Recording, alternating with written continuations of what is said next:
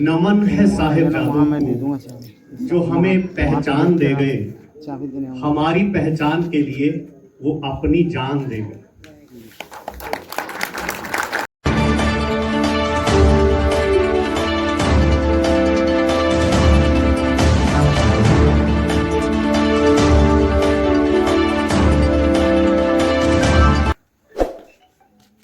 सरहिंद हिंदुस्तान का सिर,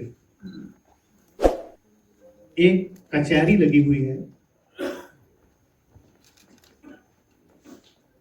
उस कचहरी के अंदर ना कोई अपील, ना कोई दलील, ना कोई वकील। श्री गुरु गोबिंद सिंह साहिब के छोटे बेटे साहिबजादा बाबा जोरावर सिंह, बाबा फतेह सिंह, जिनका कसूर यह बताया जा रहा है कि वो श्री गुरु गोबिंद सिंह साहिब के बेटे हैं, उन्हें झुकाने की कोशिश की जा रही है। कचहरी का, उस दरबार का बड़ा गेट बंद करके छोटा गेट खोला गया। ये झुकते नहीं, उस छोटे गेट से अंदर आते वक्त झुकेंगे। जब ये झुकेंगे तो हम तालियां बजाएंगे कि गुरु गोबिंद सिंह जी के बेटों को हमने झुका दिया। 7 और 9 साल की उम्र, ये शरीर की उम्र है। उनकी सोच इतनी बुलंद, हिमालय पर्वत से भी ऊंची। गेट के अंदर से दाखिल होते हुए साहिबजादा फतेह सिंह अपने बड़े भाई बाबा जोरावर सिंह को बोलते हैं, पहले मैं अंदर जाऊं? तो बाबा जोरावर सिंह कहने लगे, ठीक है। कहते ये हमें झुकाना चाहते हैं, हम इन्हें बताएंगे कि कैसे अपनी बात रखते हैं, कैसे अपनी आजादी में, अपने धर्म में दृढ़ता के साथ अपनी संस्कृति को, अपनी सभ्यता को, अपनी पहचान को लेकर चलते हैं। उस छोटे गेट के अंदर से साहिबजादा बाबा फतेह सिंह ने पैर आगे रखा और जाके सूबा सरहद नवाब वजीर खान के सामने खड़े हुए बोलते, वाहिगुरु जी का खालसा, वाहिगुरु जी के। कहते ये आपके पिताजी का दरबार नहीं है, ये गुरु गोबिंद सिंह जी का दरबार नहीं है, यहां पर सलाम करो झुक के। तो साहिबजादे वीरबाल कहने लगे कि जब खालसा बोलता है तो फतेह कह जाता है, वाहिगुरु जी का खालसा, वाहिगुरु जी की फतेह। ये ऐसे ऐसे क्यों इतना जुल्म इनके ऊपर हुआ? क्यों गुरु गोबिंद सिंह जी के घर आनंदगढ़ साहिब, अनंतपुर साहिब को 7 महीने तक घेरे रखा? क्यों इतनी शहादतें हुई? क्यों? आज मैं देख रहा हूं कि हमारे जो माननीय अतिथि हैं, ये सब अपने सिर के ऊपर दस्तार सजा रहे हैं, प्राउड फील कर रहे हैं। ये इनके लिए भी और हमारे लिए भी कोई ऐसा नया अवसर नहीं है। अपने जीवन में हर एक भारतीय 2 बार अपने सिर पर दस्तार सजाता है, पगड़ी बांधता है। एक जिस समय वह घोड़ी चढ़ता है और दूसरा जिस समय घर में कोई मौत हो जाती है तो रस्म पगड़ी हो जाती है। क्योंकि ये हमारी संस्कृति है, ये हमारी पहचान है, ये हमारी सभ्यता है। औरंगजेब कहता है कि दस्तार नहीं बांधनी, ये सिर्फ हमारा अधिकार है। घोड़ा नहीं रखना, ये सिर्फ हम रखेंगे। शस्त्र नहीं रखना, ये सिर्फ हम रख सकते हैं। संगीत नहीं बजाना, हमको भारतीय संगीत हमारा है, ये शास्त्रीय संगीत हमारा है। गुरु नानक ने रबाब बजाई, मीरा ने एक तारा। संगीत से उस परमात्मा को पाया। ये तो हमारी पहचान है, ये कैसे छोड़ देंगे? तो गुरु गोबिंद सिंह जी ने उन लोगों को जिन्होंने इस मुगलिया सल्तनत ने गुलाम बना रखा था, गुरु साहिब ने उनको पकड़ा। इन गरीब सिखों को देहो पातशाही, याद करे हमारी गुरियाई। ये हमारी गुरियाई, हमारा टाइम, हमारा पीरियड, हमारा जज्बा, हमारा हौसला और हमारी इस सब चीज को याद रखेंगे, इनको उठाऊंगा, बादशाह बनाऊंगा, सिर पे दस्तार, शस्त्र, घोड़ा। अनंतपुर साहिब के अंदर रंजीत नगाड़ा बजाया, हिला दिया उस मुगलिया संसद को, उस मुगलिया सल्तनत को हिला दिया, एक बार सोचने पर मजबूर कर दिया। जब कोई चारा नहीं चला, घेर लिया अनंतपुर साहिब को, 7 महीने तक घेरा रहा, अंदर राशन पानी सब खत्म हो गया। क्या था, गुरु गोविंद सिंह जी को पकड़ना था, पकड़े नहीं गए। अब उनके छोटे बच्चे, छोटे साहिबजादे, उनको गिरफ्तार कर लिया गया। उनको गिरफ्तार करके उनके ऊपर जुल्म किया जा रहा है, टॉर्चर किया जा रहा है कि इनको झुका लेंगे तो समझेंगे हमने गुरु गोविंद सिंह जी को झुका लिया। उनको इतना टॉर्चर किया जा रहा है ये सोचकर कि इनको इतना अत्याचार करेंगे इनके ऊपर कि गुरु गोविंद सिंह खुद हमारी गिरफ्त में आ जाएगा। लेकिन उनको कैसे पकड़ा जा सकता था, मैं आपको इन वेरी ब्रीफ बताऊं। कितना साहिबजादों को गिरफ्तार करके सरहिंद लाया गया। सरहिंद के अंदर जिस समय वो पहुंचे तो उनको पीपल के पेड़ के साथ बांधा गया और गुलेल के साथ उनके ऊपर निशाने लगाए गए। दूना सिंह हंडूरिया हिस्टोरियन, उस समय जिस समय सरसा नदी पर परिवार बिछड़ता है, वो माता जी के साथ है, साहिबजादों के साथ है। उन्होंने सबसे पहले इस घटनाक्रम को लिखा अपनी कलम से। दूना सिंह हंडूरिया कथा गुरशूतर की, उसमें लिखते हैं कि पहले पीपल के पेड़ के साथ बांधकर साहिबजादों को गुलेले मारे, गुलेल के निशाने लगाए।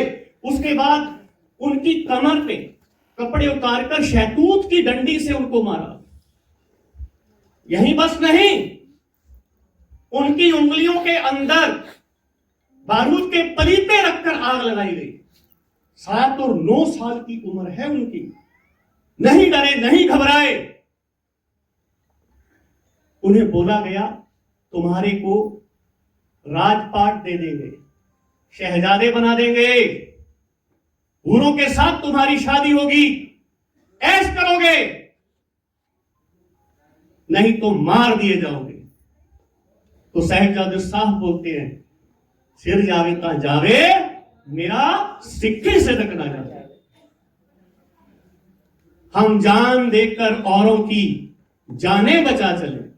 आज जिस कार्यक्रम में हम शामिल हैं, जिनको हम नमन कर रहे हैं, याद कर रहे हैं, अगर इसका क्रेडिट किसी को जाता है तो माननीय प्रधानमंत्री मोदी जी को जाता है।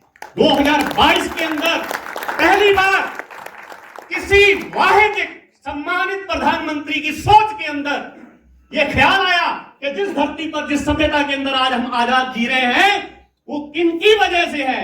उन साहिबजादों को नमन किया जाए, याद किया जाए। लाल किले की प्राचीर से जब वो बोले, और 2022 को जिस समय नेशनल स्टेडियम इंडिया गेट पर एक कार्यक्रम आयोजित हुआ, और मुझे इस बात का गर्व है कि मैं उस प्रोग्राम का एक हिस्सा रहा। बहुत बड़ी सेवा उस प्रोग्राम में गुरु साहब ने मुझसे ली। तो ये इतना बड़ा परोपकार है। हम इससे पहले आजादी के कितने साल बाल दिवस मनाते रहे। हम किसी चाचा जी को याद कर रहे थे, स्कूल में बच्चों को पढ़ाया जाता था, चाचा जी। किसके चाचा जी? मेरे तो नहीं थे। किसके चाचा जी थे वो? जिनकी वजह आज हम उनको नमन कर रहे हैं। ये ध्यान रखना, धरती के ऊपर, पृथ्वी के ऊपर बहुत बड़े बड़े किले हैं, बहुत बड़े बड़े पेड़ हैं, समुद्र हैं, बड़े बड़े हाथी जैसे जानवर हैं। धरती उनको अपने ऊपर बोझ नहीं समझती। धरती के ऊपर बोझ कौन है?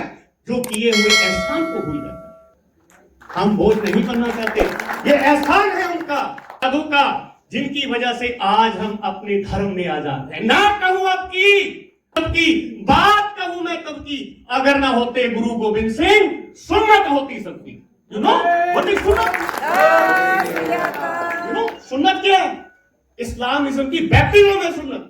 ना शर्माना, वर्माना, सिंह, गुप्ता कोई नहीं होता, सब खान होते खान। ये सच है, ये इतिहास है। हमें पढ़ाया गया मुगलों का इतिहास, हमें पढ़ाया गया बाबर, हमें पढ़ाया गया जहांगीर, हमें पढ़ाया गया औरंगजेब। गुरु नानक की बात कौन करेगा? जिसने जाबर बोला था, गुरु नानक ने जाबर बोला था बाबर को, जाबर जाबर, बाबर नहीं तू जाबर है, तू क्रूर है। औरंगजेब जिसने इतना अत्याचार किया, गुरु गोविंद सिंह साहिब ने अपने जीवन में इतनी कुर्बानियां की हैं। अभी हमने लाल किले पर दिल्ली के सम्मानित श्रीमती रेखा गुप्ता जी, जिनकी अगुवाई में यह पूरा प्रोग्राम हुआ, श्री गुरु तेग बहादुर साहब जी का 350वां शहीदी वर्ष हमने मनाया। लाखों की गिनती में संगत वहां पहुंची। इतना बड़ा आयोजन था दिल्ली सिख गुरुद्वारा प्रबंधक कमेटी के सहयोग से। दिल्ली सरकार, जिसमें हमारे देश की माननीय राष्ट्रपति जी द्रौपदी मुर्मू जी भी वहां पहुंची, अमित शाह जी वहां पहुंचे। क्यों? एक ही इंसान, एक ही शख्सियत, एक ही पैगंबर संसार में है, जिसके पिता भी शहीद हैं और जिसके बेटे भी शहीद हैं। दशमेश पिता, क्या तेरी तारीफ करूं जो तूने परोपकार किए इस देश और कौम की खिदमत में। कहीं बाप दिया, कहीं लाल दिया। करतार की सौगंध है, नानक की कसम है, जितनी भी करूं गोविंद की तारीफ वो कम है। एक आंख से क्या बुलबुला कुल बहर को देखे, साहिल को, मझधार को या लहर को देखे। गुरु गोविंद सिंह वो सागर है, गुरु गोविंद सिंह वो कुर्बानियों का पुंज है, गुरु गोविंद सिंह वो वीरता का हिमालय पर्वत है, जिसके बराबर, जिसके समान कोई नहीं। आज हमें ये मौका मिल रहा है कि हम अपने उस गौरवमय इतिहास को अपने बच्चों तक पहुंचाएं। बहुत खुशी हो रही है कि इतना बड़ा आयोजन, ये प्रोग्राम यहां हुआ। इस प्रोग्राम के अंदर जितनी गिनती हमारी है, हमारी उससे ज्यादा गिनती बच्चों की होनी चाहिए थी। यहां नहीं पहुंचे, लेकिन हम घर जाकर उन बच्चों को समझाएं कि ये जो दिन चल रहे हैं, साहिबजादों की शहादत के दिन चल रहे हैं। लाल रंग की टोपी पहनकर जोकर नहीं बनना। हमें साहिबजादों का अनुसरण करना है, जो रास्ता उन्होंने दिखा। बड़े साहिबजादे कह रहे हैं कि हम लड़ सकते हैं, चाहे 10 लाख को जाए, 1.25 लाख से एक लड़ाऊं तबे गोविंद सिंह नाम कहाऊं। साहिबजादे बाबा अजीत सिंह, बाबा जुझार सिंह चमकौर के मैदान में कहते हैं कि हम लड़ रहे हैं। साहिबजादा बाबा जोरावर सिंह, फतेह सिंह कहते हैं हम खड़ रहे हैं। अगर हम शस्त्र से लड़ सकते हैं तो हम प्रवचन से खड़े होकर तुम्हारी इस कचहरी के अंदर सबकी बोलती बंद कर सकते हैं। और की उन्होंने, कुर्बान हो गए। इतना टॉर्चर, इतना जुल्म उनके ऊपर किया गया। जब कोई भी नहीं माना कि साहिबजादों को दीवारों के अंदर चिन्ह देना है, चुनवा देना है, कोई राजमिस्त्री नहीं माना, तो जेल से 2 कैदी, सजा याफ्ता मुजरिम रिहा किए गए। शासल बेग, बाशल बेग, उनको बुलाया गया, तुम्हारी सारी सजा माफ, जितने तुमने खून किए, जो अत्याचार किए, जो जुल्म किए, सब माफ, तुम्हें आजाद कर देंगे, इनाम देंगे। और उन्हें समाना, आप पानीपत की तरफ निकलेंगे, पंजाब की तरफ, रास्ते में नगर है समाना, वहां पर तुम्हें रियासत देंगे। और दी गई। शासल बेग, बाशल बेग ने साहिबजादों को, इन वीर बहादुर वीर बालों को कैसे, दीवार में जिस समय जिंदा चढ़वाएगा तो ऑर्डर कर दिएगा, शाही ईंट है, तोड़नी नहीं है, काटनी नहीं है, इनके घुटने छील दो, जो हिस्सा शरीर का इनका बाहर आए दीवार सीधी करने के लिए उसको काट दो। ईंट नहीं तोड़नी, ईंट नहीं तोड़नी। दीवार कंप्लीट हुई साहिबजादों का। दीवार के अंदर जिस समय दीवार कंप्लीट हुई तो दम घुटा, बेहोश होकर गिरे। अभी भी जुल्म चल रहा है। उनको बोला गया, साहिबजादों को फिर होश में लाया गया और साहिबजादे जमीन पर हैं, ठंड के मारे दम घुटने से बेहोश हो गए। उनको होश में लाने के बाद फिर पूछा गया, अभी मौका है, अभी भी तुम्हें बख्श देंगे, माफ कर देंगे, इस्लाम में आ जाओ, अपना धर्म छोड़ दो। साहिबजादे मुस्कुराए नहीं। शासल बेग, बाशल बेग ने साहिबजादों के सीने के ऊपर घुटना रखा, अपने घुटने के नीचे उन्हें दबाया, सीने के ऊपर रखा घुटना, और उनकी जो गर्दन से यहां पर जो ऑक्सीजन पाइप होती है उसे कहते हैं शाह रग, शाह रग से उन्हें जिबा कर दिया। बाबा जोरावर सिंह उसी समय शहीद हो गए। बाबा फतेह सिंह आधी घड़ी तड़पते रहे, आधी घड़ी। जिस समय ऑक्सीजन पाइप कटी, आधी घड़ी तड़पते रहे। आधी घड़ी आज के समय के हिसाब से, आज मिनट सेकंड घंटा चलता है, उस समय घड़ी चलती थी। दिन ते पहर पहरते कड़ियां आध कटे कुल छीटे। आधी घड़ी का मतलब है 12 मिनट। एक घड़ी 24 मिनट की होती है। 12 मिनट तक वो तड़पते रहे, लेकिन शहीद हो गए। उन्होंने अपनी पहचान नहीं छोड़ी। तो मैं सबको यही मैं विनती करूंगा कि इन साहिबजादों का, ये हमारी सभ्यता को, हमारी पहचान देने वाले इन साहिबजादों को, इन वीर बहादुर वीर बालक जो हैं, बाबा अजीत सिंह, बाबा जुजात सिंह, बाबा जोरावर सिंह, बाबा फतेह सिंह जी को हम कोटि कोटि नमन करें। इनका इतिहास खुद पढ़ें और अपने बच्चों को बताएं कि आज हमारे जीवन में अगर अपनी पूरी आजादी से हम अपने धर्म में जी रहे हैं तो ये सारा क्रेडिट इनको जाता है। हम धरती पर बोझ नहीं बनना चाहते। हम धन्यवाद करेंगे, शुक्रिया अदा करेंगे उनका, बार बार उनको नमन करेंगे। वाहेगुरु जी का खालसा, वाहेगुरु जी की फतेह। बहुत बहुत धन्यवाद भाई जी।